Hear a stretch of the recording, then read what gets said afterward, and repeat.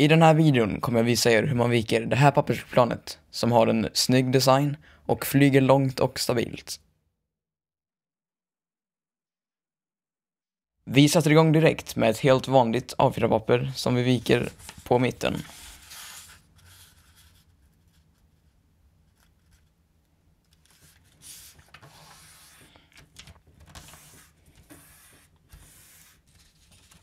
Vi vecklar ut det.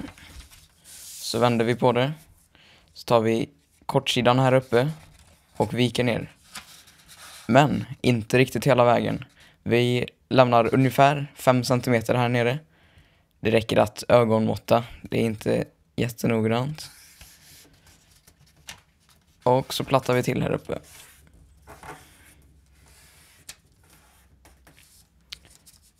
Vi ska nu vika upp den och så viker vi ner till det nya strecket som vi precis gjorde.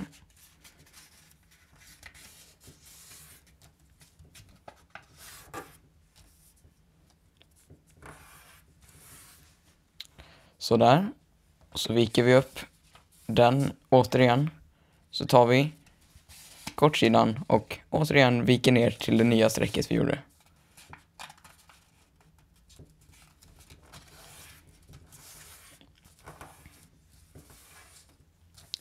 Vi ska behålla den här nervikt och så viker vi ner pappret så här.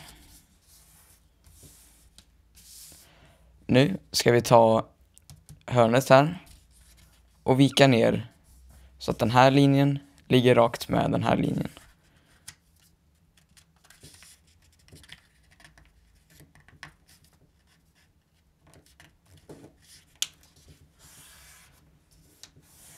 Vi ska göra likadant på andra sidan.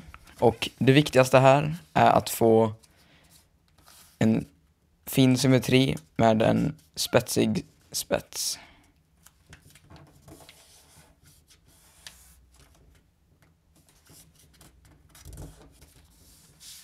Något sånt där. Så viker vi upp dem. Så tar vi hörnet här igen. Men den här gången ska vi lägga den här sidan längs med vikningen här. Så här. Och här kan man lämna lite plats mellan sidan och vikningen för att det ska bli enklare i nästa steg.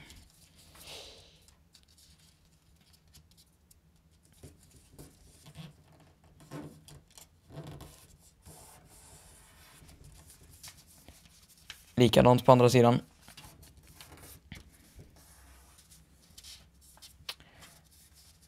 Nu ska vi vika ner de här. Och det är därför det är viktigt att vi inte har vikt de här för långt så att de får plats där under.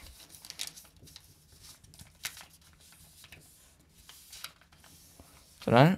Vi ska rotera pappret. Så viker vi upp den ena. Och så tar vi tag i den här. Och så pressar vi den mot den här kanten. Vi håller samtidigt nere den här för att underlätta. Och sen kan vi vika över den lite grann och platta till lite extra. Nu gör vi likadant på andra sidan. Ner med den. Upp med den.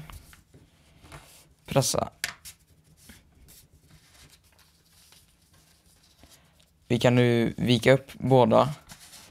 Och så kan vi se till så att de här får en fin vikning.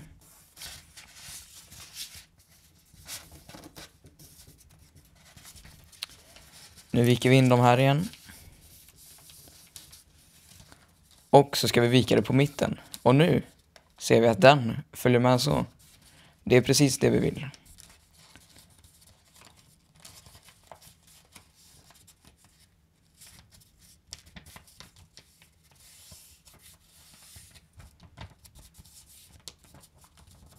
Platta till lite försiktigt. Och om man har gjort alla steg rätt så ska det kännas ganska jämnt här. Så, nu ska vi vika upp vingarna. Och då tar vi en liten bit här, kanske 1,5 centimeter. Så viker vi upp. Och så vill vi att den ska gå precis i den här kanten.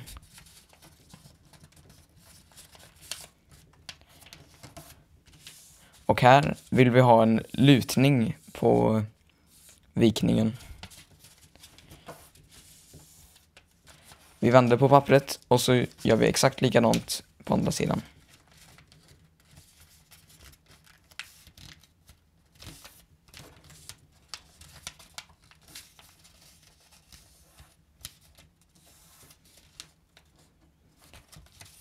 Och nu vecklar vi ut det och vips så var vårt pappersflygplan helt färdigt. Det är nu viktigt att vi kollar så att båda vingarna är uppvikta lika mycket. Och det ska nästan se ut som ett T här, men de här två ska sticka upp lite grann. För att få bästa möjliga resultat kan det hända att det krävs några försök tills ditt pappersflygplan blir perfekt. Ett tips om det flyger mycket neråt är att vinkla upp kanterna här bak lite grann. Bara lite grann. Då kommer luften att trycka ner planet här bak medan det flyger genom luften. Och det gör, när det trycks ner här, då riktas den uppåt. Tack så mycket för att du tittade och lycka till med vikningen.